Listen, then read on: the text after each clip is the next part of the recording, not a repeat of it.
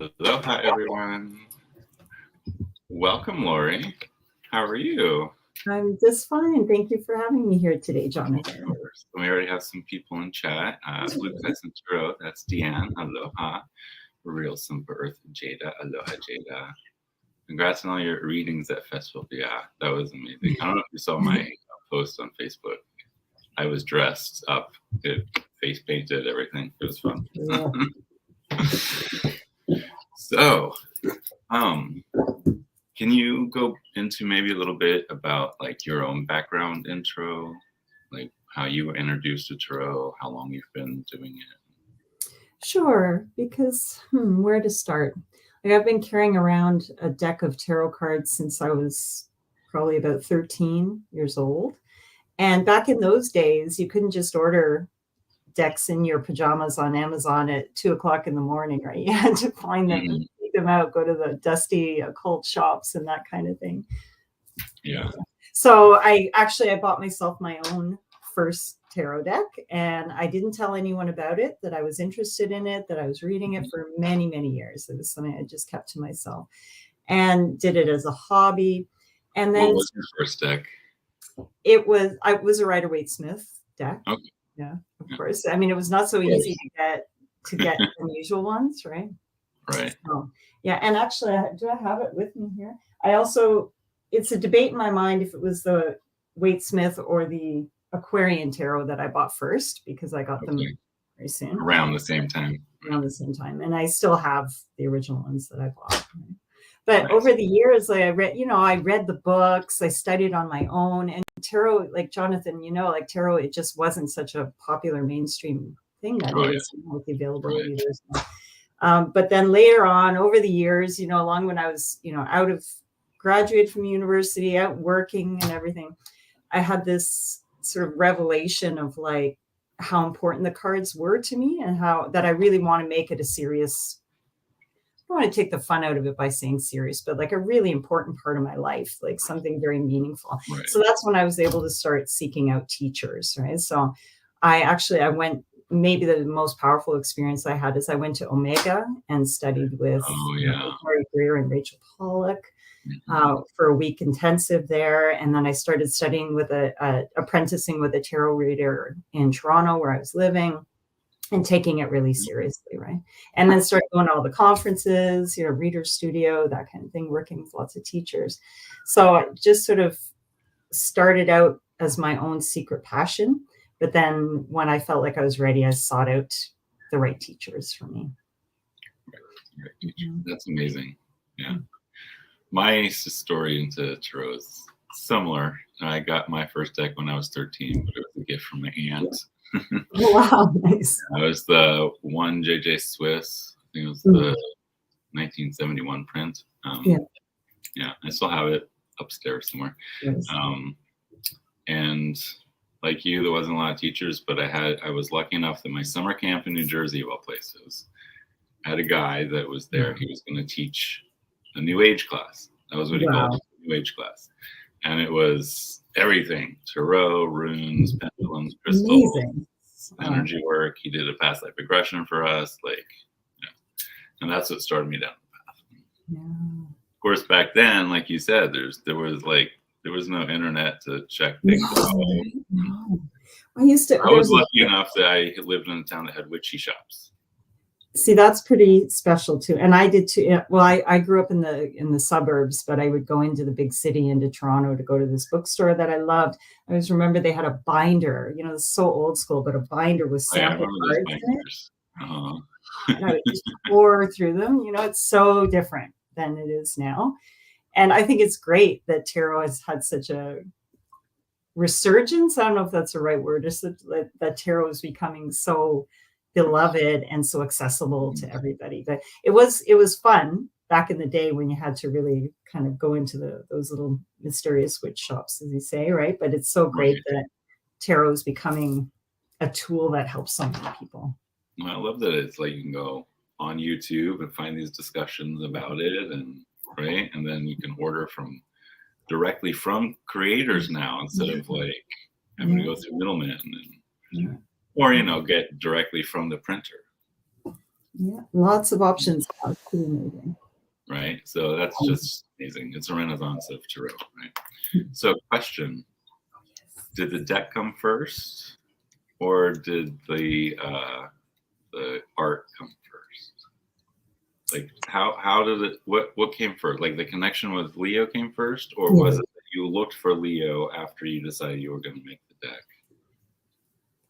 The connection with Leo came first before anything was really officially decided or worked on. Like the way that the deck came about was sort of like the two of us finally meeting at the right time, the right place, being in the right time in the right place, like that our paths kind of converged, right?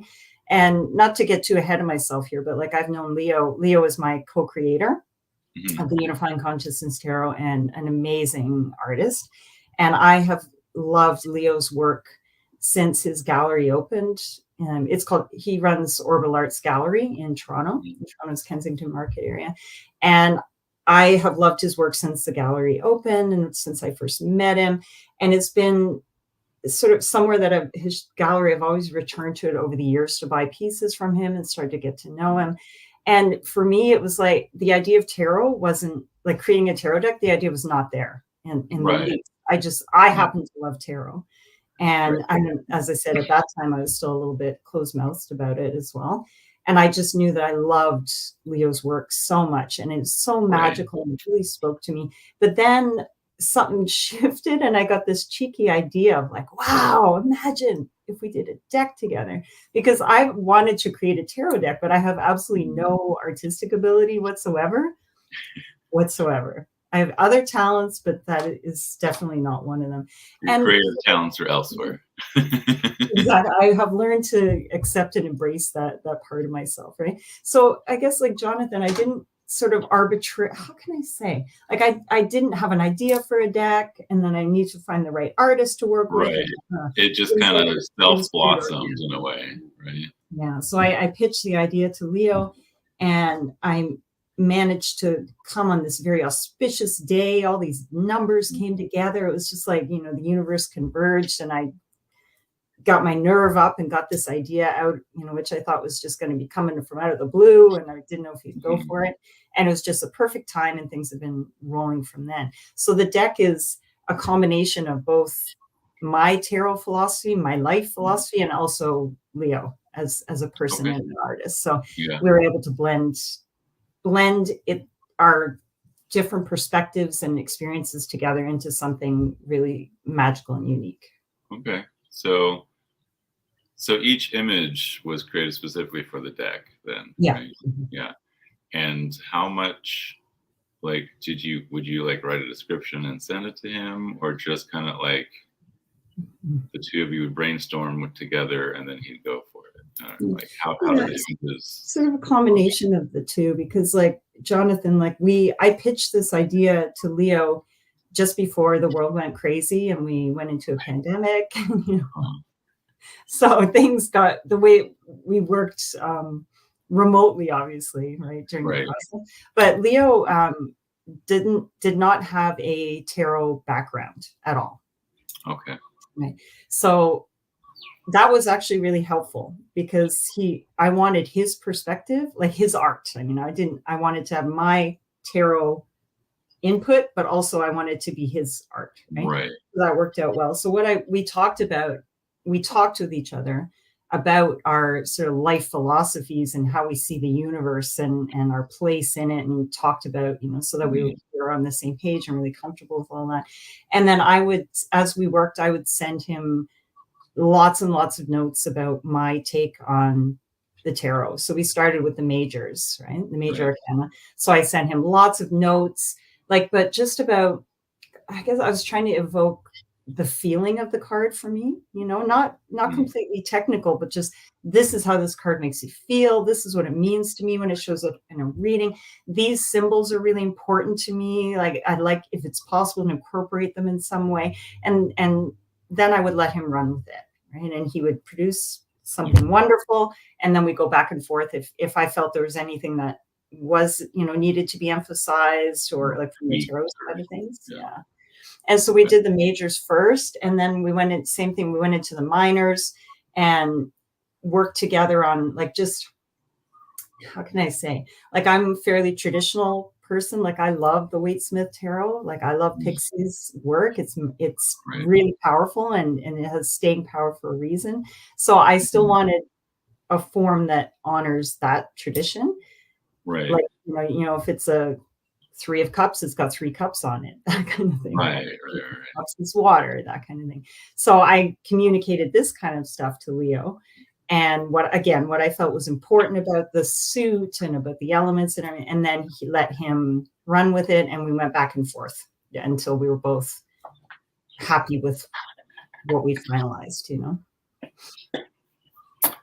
I realize we haven't been showing the cards. I know, show some cards, Jonathan. They're gorgeous. So these are obviously not in order because I've been using the heck out of this deck. Excellent. So those of you who are wondering, it's Unifying Consciousness Tarot. And I just gotta say, I love this box. The interior is just like luscious and pulls you down a rabbit hole, doesn't it? Yes. Of course, we start with the 10 of Earth. Nice. So,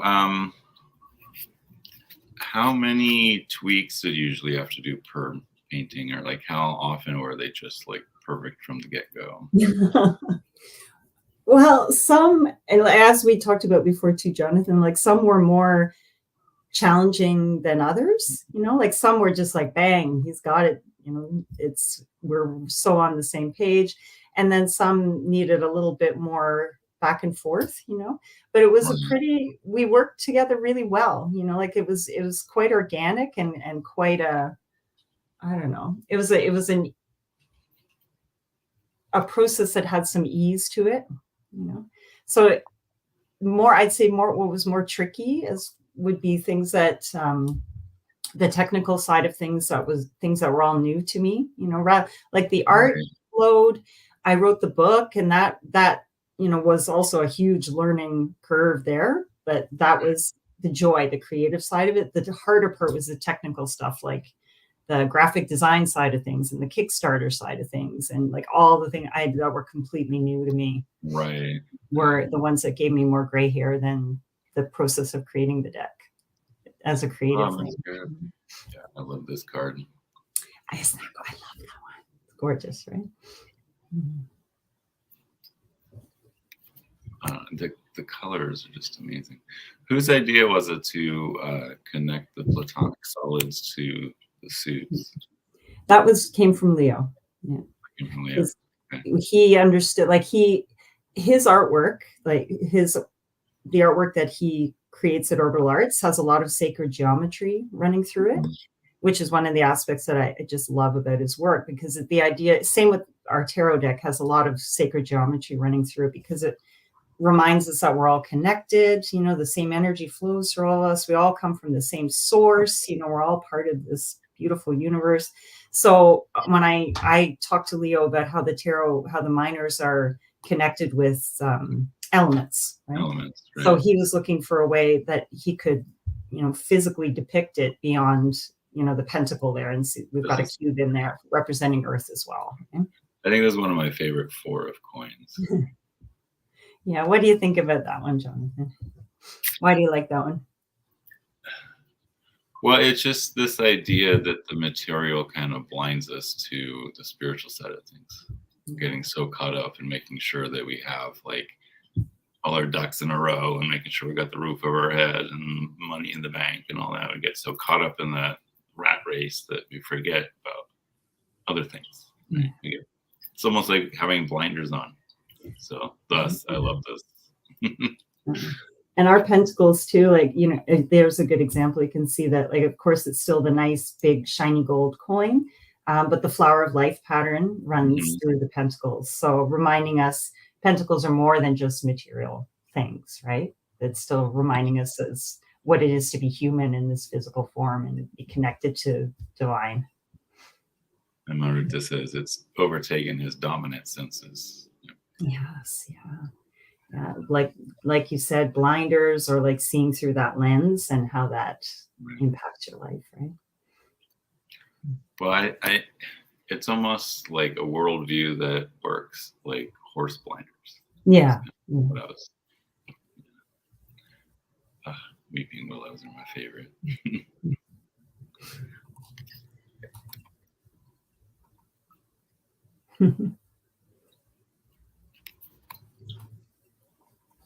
So if anyone in chat has questions for Lori, please put them in all caps.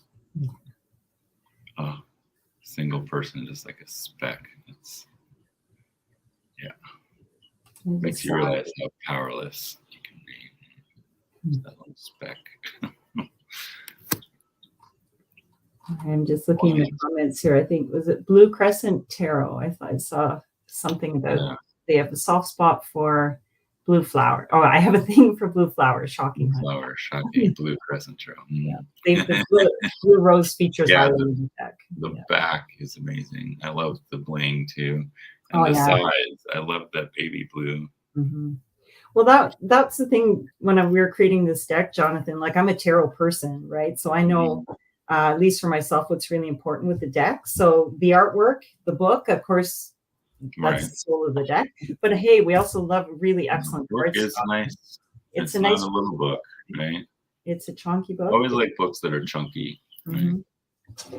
And I want to know the background behind stuff. Well, yeah, I mean, that's important to me because, like, as I say, I'm not an artist, I'm a tarot person, right? So that I wanted to include a book that had substance to it. Right. As well. And I always appreciate that about decks that do that, because it's like, yeah, share your knowledge with us. That's the whole point of putting out the deck, I think, right? And of course, like, you know, it still leaves lots of room for everyone to discover how they want to work with the deck. You know, like I really feel strongly that, like, when you're reading tarot, of course, you need to know the meanings of the cards, you need to read the books, you need to study, right? But also you need to find your own voice and let your intuition speak to you. Like, it's so exciting. I just actually taught a class on the weekend, and a bunch of the students in it were using my deck. You know, I had just delivered it to them, and then and it was such an amazing thing to see this deck, just like you there with this deck in their hands and working with it. And it really speaks to people's intuitive side, you know, like you just get really drawn into the imagery. So the book is important, and I want everybody to read it because it took a lot out of me to write it. And I'm really proud of it, and it's wonderful. But also get to know the deck yourself and how it speaks to you and what it's.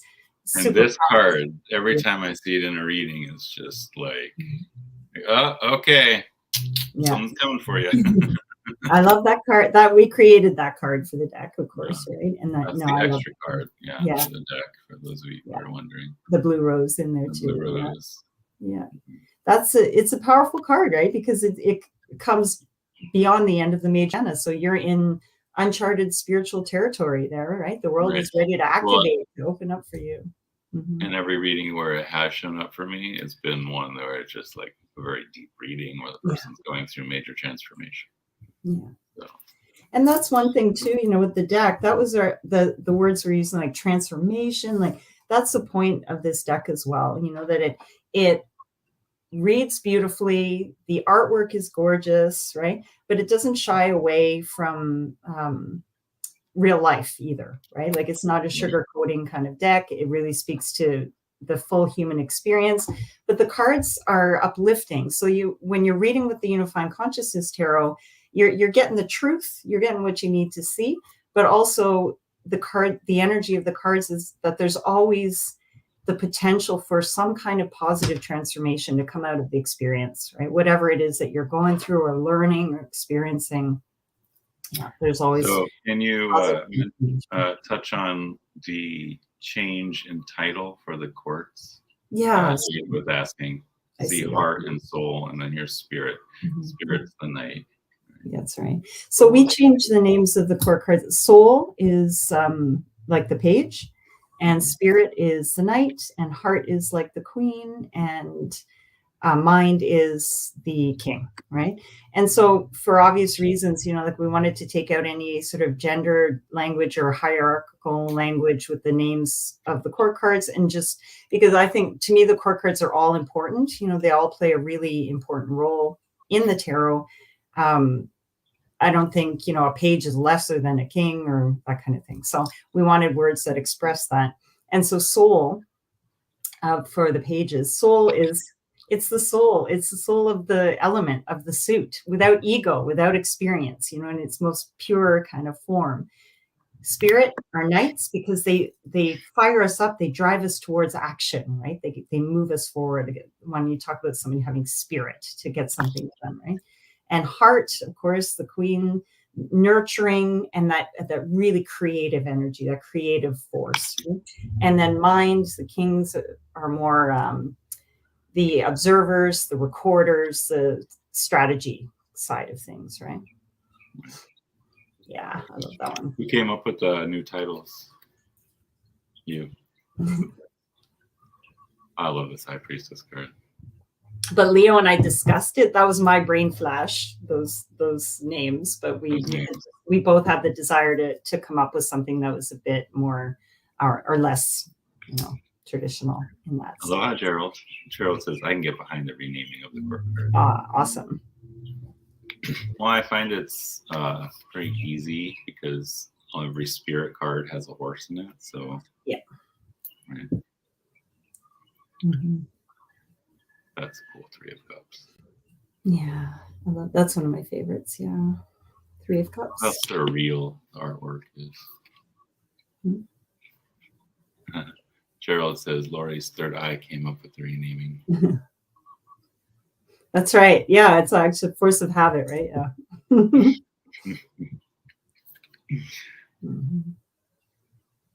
Yeah, it's an amazing thing. Yeah, sorry, go ahead, John. I was just going to say that, yeah, on Saturday when I was doing that festival, I put a third eye sticker on. Nice.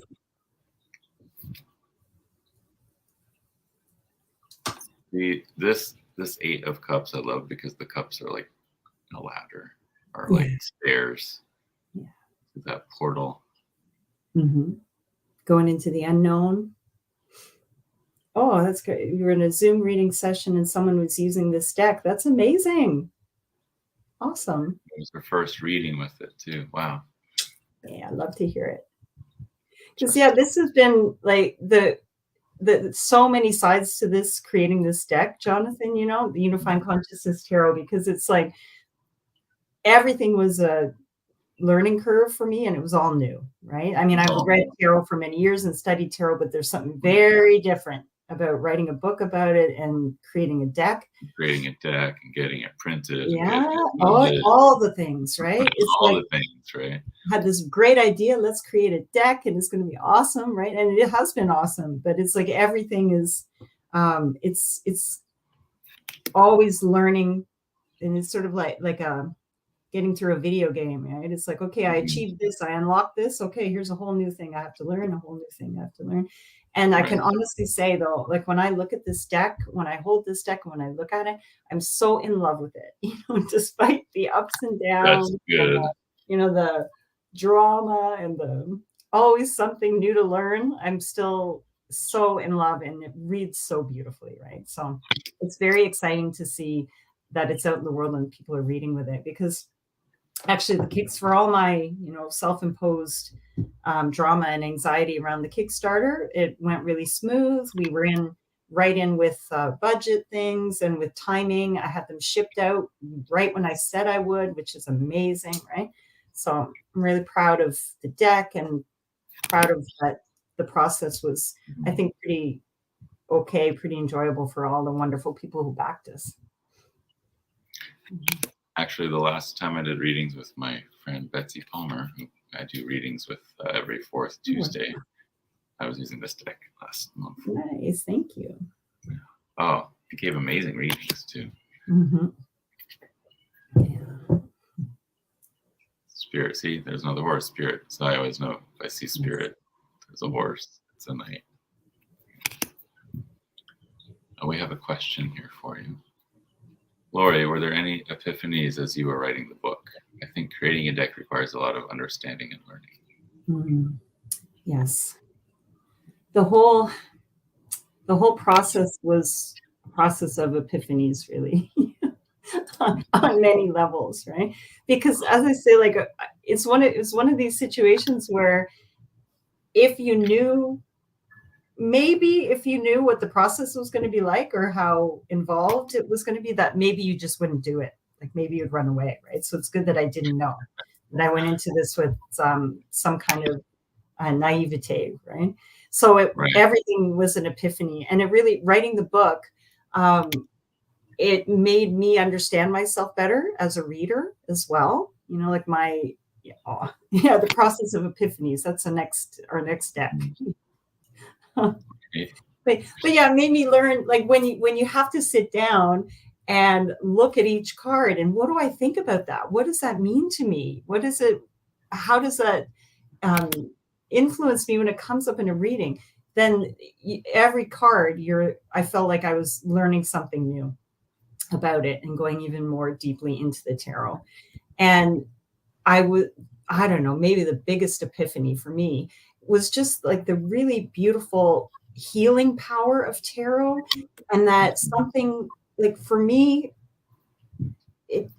something can be beautiful and uplifting and also powerful, right? Like that, to me, this deck is really uplifting, but also it teaches and it heals. So something there about that the tarot can be such a beautiful, positive, transformative force without it falling into the trap of sugar coating or just saying what people want to hear, that kind of thing.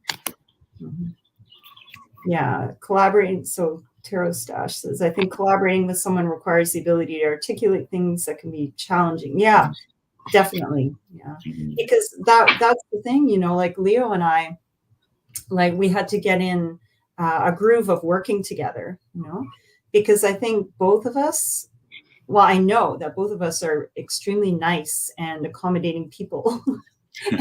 and we don't want to hurt anybody's feelings, and we don't want to, step on anybody's toes or anything. So it took a while. Like it's always been a really wonderful working relationship, but it took a while to be able to get into that place where I could say, okay, you know what, this image, something doesn't work for me here. We need to change this. All right. Or for Leo to come back to me and say, I don't really understand what you mean by this one. And so it took a while to get into that groove, but it was more in the way, it was never confrontational. It was always more just like very gentle and don't want to, make it unpleasant or upset anything. So anyway, it was a little tiptoeing for me because I'm also a huge fan of Leo's work. Right? But was there some pieces at the beginning that you had said that were fine, but then near the end you're like, can we actually tweak that one? Well, yeah, because we tweaked them throughout the process, right? Because it was like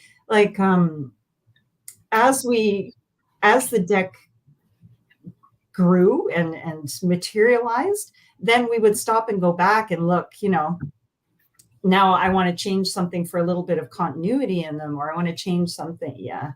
I want to change something because I can see like this card worked really well. So let's add a little aspect of that to this one. Right. So it was really an organic process. And up until we went to print, we were making changes, until we reached the day where it was just like, that's it. No more changes. That's it. Because otherwise we will never finish. Right. So it was quite fluid up until, I put the deadline of like, if we don't go to print now, it's going to back us up. Right. So, but it was there were things if what you're asking, Jonathan, like I never had an image from Leo where I thought, oh my God, this is terrible. He's totally missed the mark. But no. But like, was there something that you were okay with at the beginning, but then once the process had progressed a certain like length of time, you looked at it with new eyes and went, actually. Yeah, definitely, of course. But Jonathan, mainly small little details. Yeah, because at the beginning, like there were a few that I'm trying to think even like, I think some of I don't know, I remember some of the wands gave us pause, like some, it took a bit longer to get some of them exactly where we wanted, but it was just like, and Leo was so great with providing alternatives right away. Like if I would say, there's something here that doesn't look quite right to me, can we try this? It'd be like, bang, here it is. What do you think? Wow. Right? And then I'd be like, Wow, well, this needs to be tweeted. Oh, here it is. Right? He was a great very question. yeah. Oh. Gerald, you. Were there unexpected things that Leo brought that elevated a card to another level? Oh, 100%. Yeah. Because as I mentioned, like Leo, every card, right? Leo's idea to include the Platonic solids, which I think was really cool because it's a focus for meditation in the card, and I think like he brought, as I mentioned before, Leo didn't have a tarot background. He's reading with these now, though. He's reading with our deck now, but he brought his own perspective, right? So, and as I said before, like I didn't want to like get in the way of his art and his way of creating. So he brought his own spirit into each card. And like Leo, he channels his artwork through the vibration of love. The vibration of love and connection is in all of his artwork, right? And so his artwork on its own can activate that vibration of love passively in anybody who looks at it, right? That's why one of the reasons I wanted to create a deck with Leo is because I wanted to take that idea of like art that activates your spirit and raises your vibration and put it into the form of a tarot deck that you could work with actively. Right. Yeah. How much of the art inspired the writing? That's a good question too, Jonathan, because it's like, as I said, I started out by sending Leo notes about the cards, right? So that he could create them. But I didn't do the final writing until we have the card. So you saw the cards, right? Because I wanted to, like, I didn't write the book in a mechanical way of explaining every single, like, look at this symbol, it means this, or look at this one. But I wanted to include like that in a more subtle and intuitive way, right? So when I finalized the book, I was of course working with the images,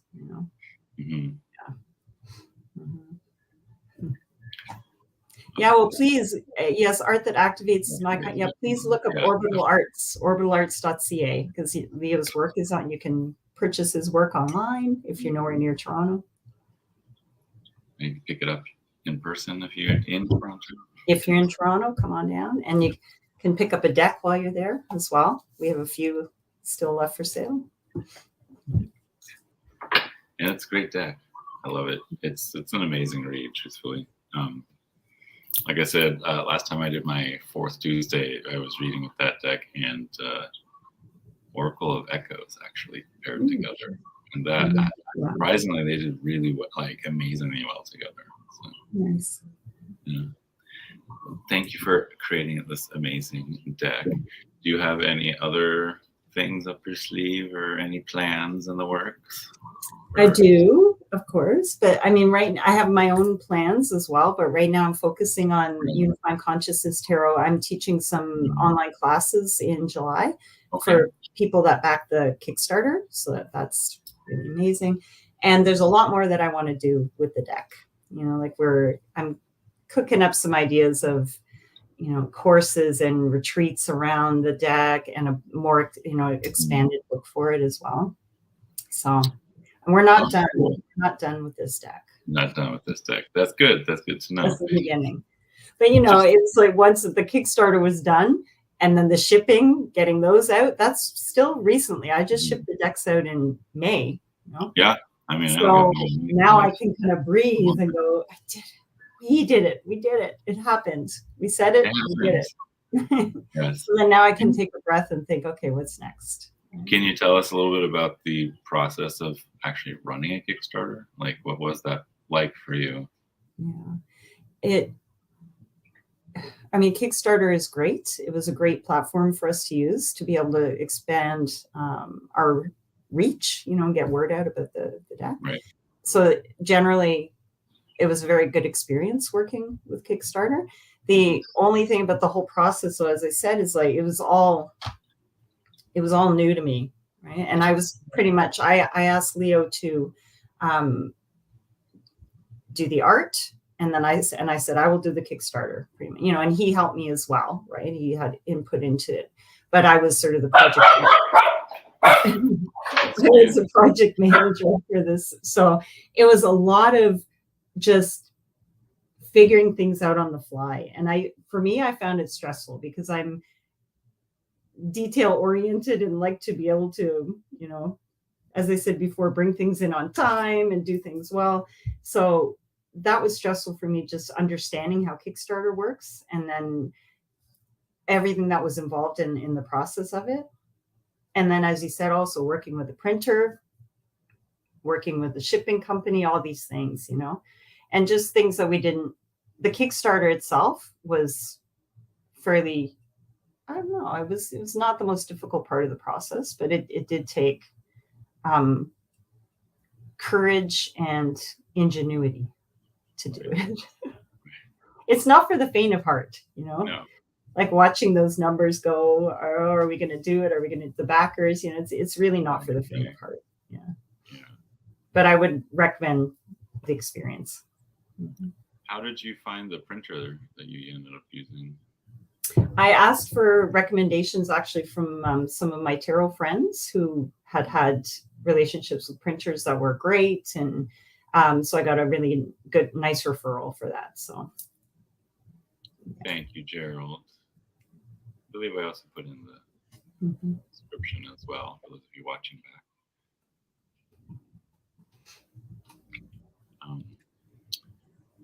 So for people who are just getting the deck or have the deck but haven't really started using it yet, what advice would you give them about working with this particular deck?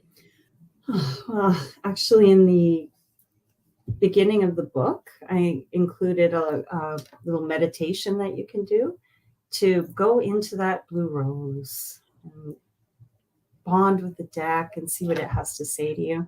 So I'd recommend starting with that, like just take some quiet time for yourself, light a candle, close the door, take that time for you, and just go into the card back there, into the rose, and see the message that has for you, And then after that, so I think it's a nice way to just introduce yourself to the deck and let the deck introduce itself to you in a very personal way, right?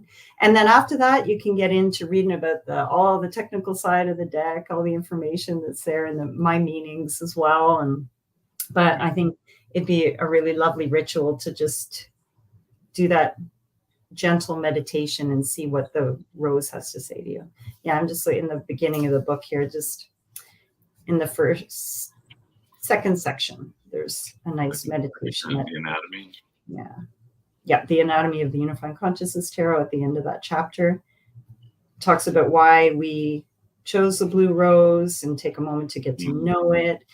And I would recommend giving that a try.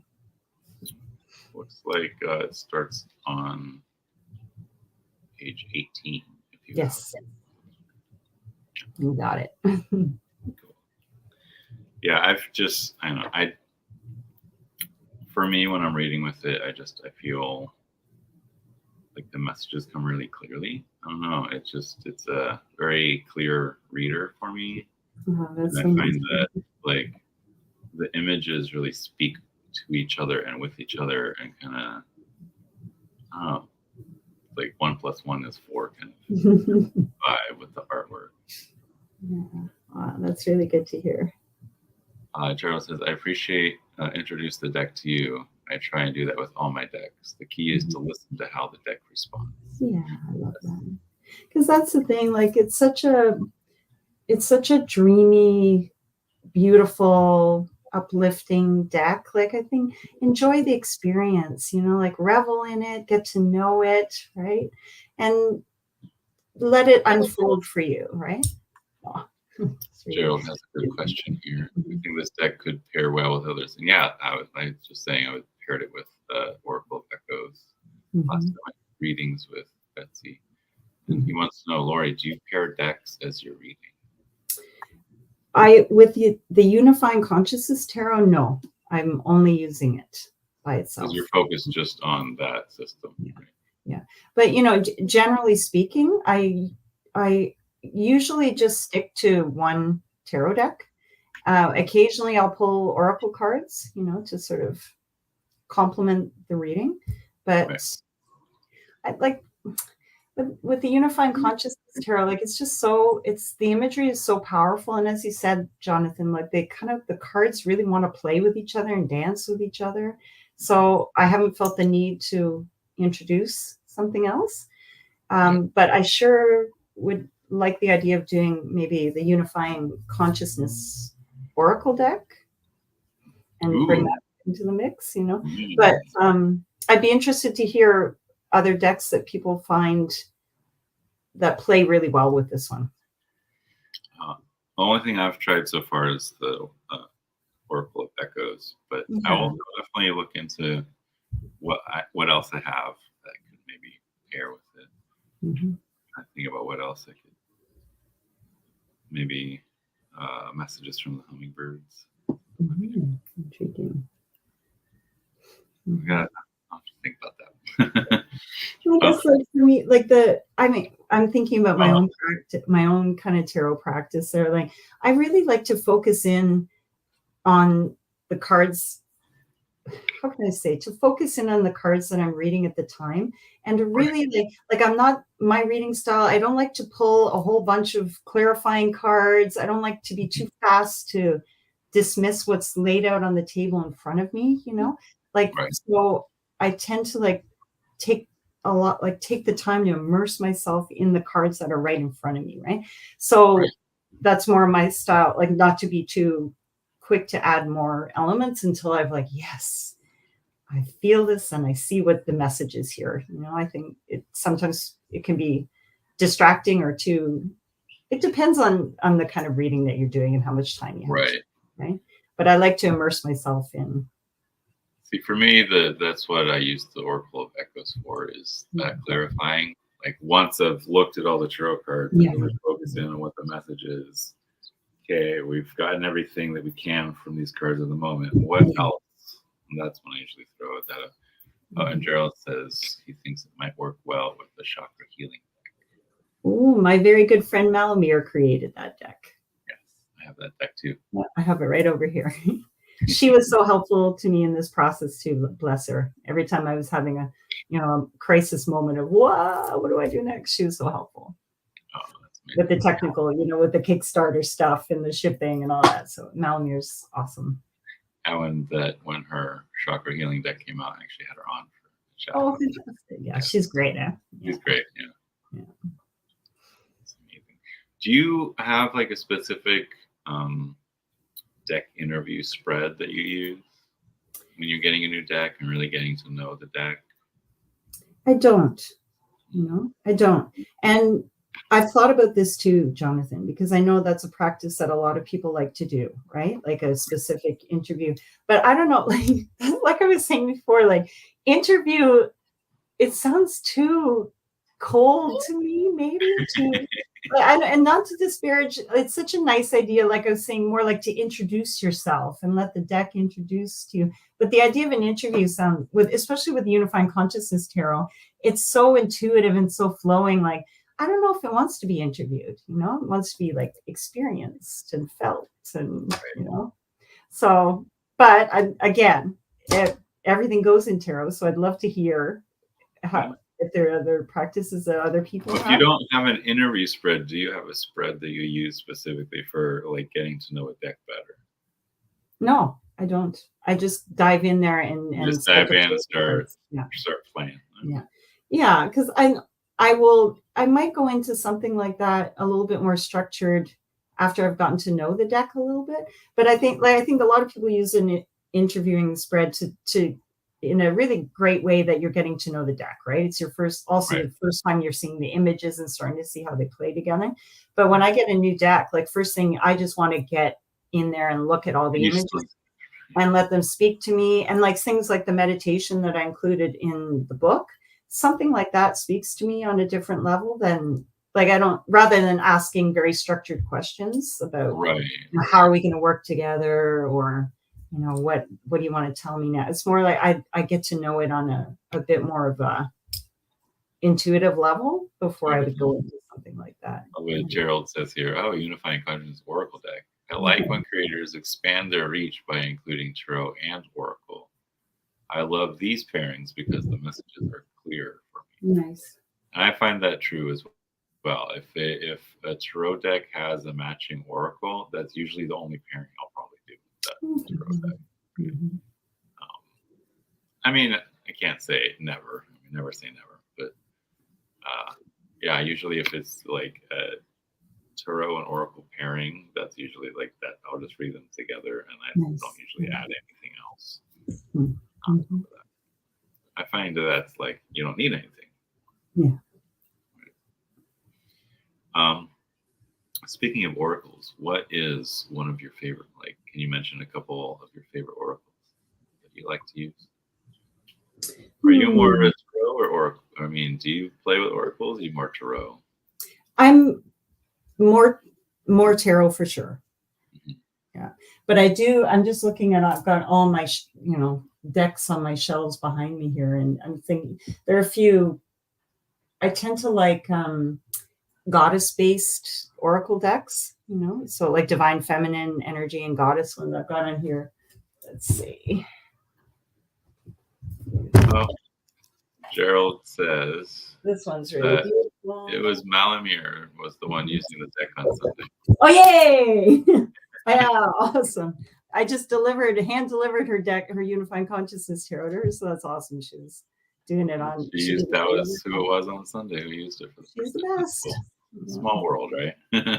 Especially in the Tarot world. Yeah, like more goddess-based and sort of woodland creatures and fairies. Like I like, a gentle kind of energy usually when it comes to the oracle. And I have some that are based on working with crystals as well, because I work with crystals a lot. So yeah, but I'm pretty tarot focused, I have to admit. Yeah. Gerald says that he likes the idea of meeting a new deck over a cup of coffee, getting to know. Yeah. But that it's an interesting question too, because it's just like it shows people the many different approaches to tarot, right? Like for me, it's like when I'm reading the cards, it's conversation, right? It's conversation with the cards, with the universe, with the person I'm reading for. So I tend to go like, I guess, a bit more flowing or organic with it, rather than something like structure. Yeah. I mean, I like structure too, but like when I'm getting to know a deck, I don't want to enforce any rules and structures. Right. Right at the beginning. Freeform. Yeah. Freeform at the beginning. Yeah. Like you say, go have a cup of tea or a cup of coffee and get to know each other. Get some spreads that aren't too serious, but are like, good fun spread. But it's different. Like when we're talking about getting to know a deck, it's different than working with it going forward. Because I love working with tarot spreads, and I included some really cool tarot spreads in the book as well that I created for the deck. So I love working with tarot spreads, but just we've gotten off on this direction of like how to get to know the deck. We're not meditation. I got the blue rose. There goes my dogs again. All-seeing eye. I haven't used all of them yet, but I've definitely been playing around. Activation spread. I love that. Cool. Yeah, so I definitely really appreciate when a deck creator like includes spreads specifically to work with that deck. Right? Gerald says, I think a deck that allows me to intuitively see the story to be told is a good thing. Nice. Well, and like I said, the artwork, when you have like multiple images together, it's just it just flows so amazingly. What can I say? I'm in love with it. 100%. It's love. Oh yeah. I'm so happy to have been a backer. I'm so thankful for that. Oh, thanks for your support, Jonathan. Like it's such a personal, like you're putting your heart and soul like out into the world. And even, when I mailed the decks to people, I was so excited to get the decks out in the world to people, but I also had this separation anxiety, like how can I let them go? I've had them in my house and guarding them, keeping them safe, and then it's just like, just send them out. My little tarot. Hopefully they don't get too bashed up. And then they're out there, right? And then it's like, you cannot control how people react to your creative projects, right? Gerald has a question. Is your necklace amethyst? Oh, yes. Mm-hmm. Yeah, that would be a yes, Gerald. I love amethyst. Yeah, it's a really good energy. And then just noticed all the goddess statues on your shelves. Yeah. Those My are cat is here too, but Etruscan, aren't they? All those are Etruscan goddesses. Minoan. You're seeing probably the Minoan snake goddesses. Yeah. Yeah. I have a special connection with her. That's amazing. I have a special connection with Kuan Yin. So. Oh. Yeah, right now I just got mostly crystals here right now, but I've got my angel, of course. Oh. And, you're all seeing eyed. Yeah. Mm-hmm. Yeah, that's my sign that I put up when I'm doing readings at a festival. Mm-hmm. Thank you so much, Lori, for being here. Is there any last minute words of wisdom you want to share? Well, actually, you know what? Hey, maybe I can come up with some words of wisdom, some last minute. I'm going to surprise myself. Okay. I wanted to mention the title card that comes with the deck, actually. It's maybe hard to see here. But this is an invocation, a blessing that you can use when you start to read with the deck. Not just the first time. I like to call this up every time I read with the deck. So it says, may you be guided by the unifying consciousness of love. Right? So that goes for you. That goes for the person that you're reading for. But that you can go into the reading that love is the most important factor. Love is the motivation. Love is what connects us all. That's why we're here on this planet, right? So, and I didn't mention before, but the major arcana in the book, each of the major arcana comes with a blessing or offers a blessing, and the minors offer an activation. So just if you want to get a feeling for the deck or how you're going to get to know it, do that meditation, but also let yourself be guided by the unifying consciousness of love whenever you pick up this deck. Yeah, I was going to mention that the blessings and the activations. Yeah, but that's the key, That's why we're all here on this, in these physical forms, why we all came here. It's love. It's love. I love that. Well, and that's one of the reasons why I love living in Hawaii. It's all about aloha. Right? That's the culture. It's aloha. That's beautiful. Yeah. The blessings activations. Is there anything this deck doesn't do? Talk about elevating a reading. Yep. That's right. Yeah. So, remind us again, when is the retreats that you're going to be doing? So far, they're in my head, right? But in July, everyone who backed the deck through Kickstarter, you'll be getting a notice about there'll be online classes in July as a special thank you to the people that backed us on Kickstarter. And then after that, again, when I have a chance to breathe and think again, then some other projects will be coming out. But right now, the shop is still open online to buy the deck. So I kept up it says pre-order store, but they're all done and ready to mail. They're all done, ready to be shipped. I think you already include, thank you. You already included the link there. So that's still available. But they're going fast. We don't have so many left, but they're still available right now on that link that someone possibly know your limits. But if you can, I would suggest getting a copy of this deck. It is an amazing reader.